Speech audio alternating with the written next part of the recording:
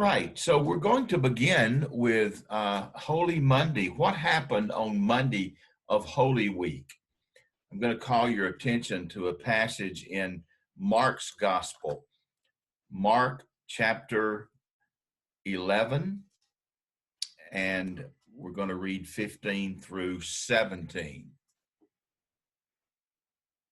Mark 11:15 and following. On reaching Jerusalem, Jesus entered the temple area and began driving out those who were buying and selling there. He overturned the tables of the money changers and the benches of those selling doves, and would not allow anyone to carry merchandise through the temple courts. And as he taught them, he said, "Is it not written, my house will be called a house of prayer for all nations, but you have made it a den of robbers." You know, this passage is commonly called the cleansing of the temple, but that's not in the Gospels. I think it would better be called the indictment of the temple.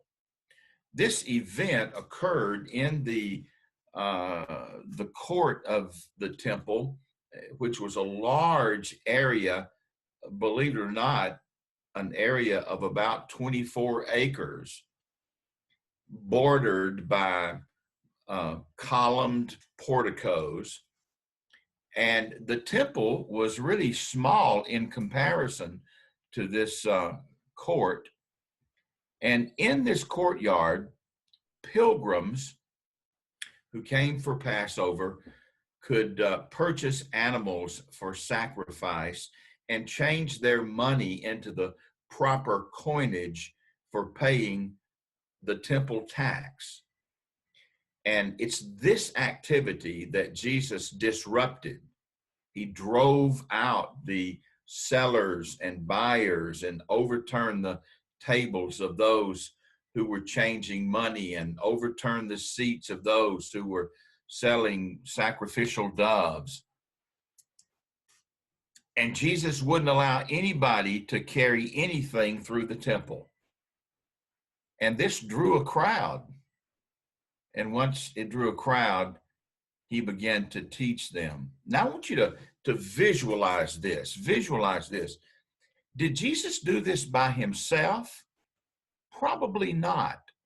Presumably, some of his followers helped him. And this was limited in scope and in duration.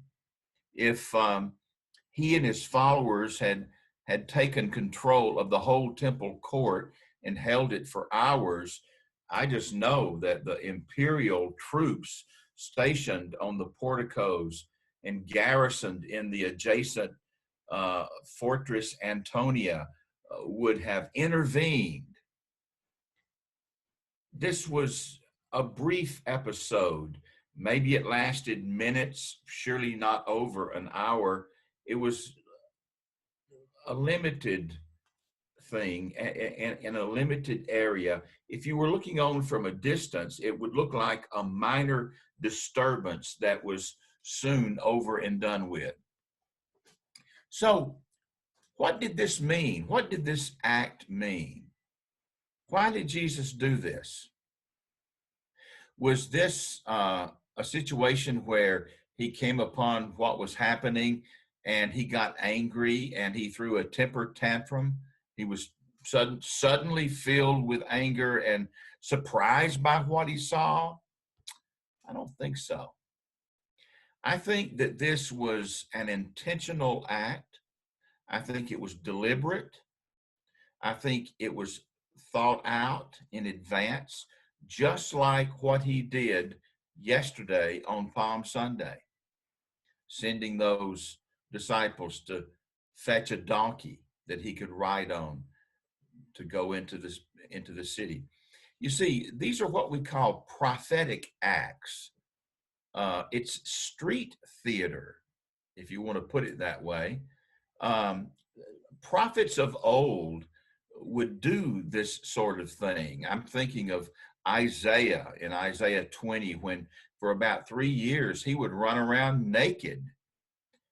And he would tell the people, when the people asked him what he was doing, he would say, this is what's going to happen to you.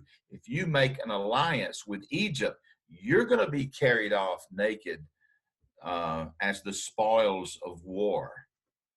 Or I think about Jeremiah in the 19th chapter of Jeremiah. He stood before the priest and the elders, and he took some pottery, a pottery jar, and he smashed it to pieces, telling them that that's what was going to happen to them. In Ezekiel 4, you've got Ezekiel portraying Jerusalem on a brick and laid siege to it with a toy army. And he even ate starvation rations to symbolize the famine and the privation of a city under siege. These were prophetic acts, deliberate, intentional acts, well thought out acts that drew a crowd. And then there was always a message that came forth. You know, when I was a boy growing up in Mississippi in First Baptist Church, we always thought that this passage spoke against commercial activity in a place of worship, that there shouldn't be buying or selling in the church. And naming it the cleansing of the temple meant that Jesus purified the temple by ridding it of its vendors.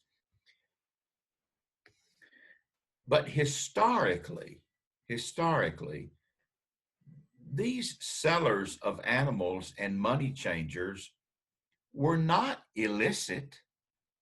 They weren't corrupt, but traditional. They were providing a necessary service for the functioning of the temple. You know, if a pilgrim came from far, far away, it would be more convenient for them to buy an animal for sacrifice rather than hauling it for 100 miles. And there's evidence from Jewish sources that the prices and the exchange rates were closely regulated. The pilgrims weren't being fleeced by sharp merchants. They weren't gouging.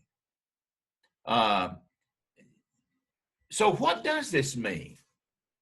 What does this act that Jesus did in the temple court, what does it mean? Well, Jesus interprets the act himself, this prophetic act that drew a crowd. And then he did a teaching. Here's what he said. He said, my house will be called a house of prayer for all nations, but you have made it a den of robbers. Now, Jesus is combining two scriptures from the Hebrew Bible, Isaiah 56:7, which says that my house shall be a house of prayer for all nations, and also Jeremiah 7:11. This is Jeremiah's temple sermon, where he was standing in the gates of the temple, and he said, don't trust these deceptive words. They say, the temple of the Lord, the temple of the Lord, the temple of the Lord. And then he warned, Jeremiah warned, that the temple would be destroyed if they did not practice justice. A den of robbers, that's what they had made the temple into. And that wasn't just a den of thievery, but a den of robbing with violence. You see, the temple was the center of an oppressive system that did not practice justice. It, it exploited the most vulnerable people. So what we have here is an indictment of the powerful, wealthy elites centered in the monarchy and the temple. Their everyday injustice, their everyday injustices made them robbers, and the temple became their safe house, a place of security, their hideout, if you will. So what Jesus is doing here is he's indicting the temple authorities, not the money sellers or the sellers of these sacrifices. He's indicting the temple authorities as robbers who collaborated with robbers at the top of the imperial Roman domination system. They made the temple into a den, a cave, a hideout of robbing and violence. So this is an indictment of the temple authorities. They knew that. The temple authorities knew he was speaking a word to them. Listen to what it says in Mark 11:18. The chief priest and the teachers of the law heard this and began looking for a way to kill him. They knew he was speaking against them and they wanted to kill him. But the crowds were with Jesus. So they didn't proceed immediately to kill him because the crowds were on Jesus' side. They resented the role that the temple played in the imperial system. So they waited to a more opportune time when they could find Jesus away from the crowds, the place where Judas led them to arrest him. So that's what you have happening on Holy Monday. Now, just a couple of words here about that. I hope that we will pray that our church, the Church of the Vine in Carver, will be a house of prayer for all people. Let's make our church a house of prayer. And what about the temple of your own body? You know, Paul says that, do you not know that your body is the temple of the Holy Spirit who dwells in you, a gift that comes from God? You're not your own. You're bought with a price. Therefore, glorify God with your body. These bodies of ours, the temple of the Holy Spirit, is it a place of prayer? I hope so. I hope that you are filled with prayers these days.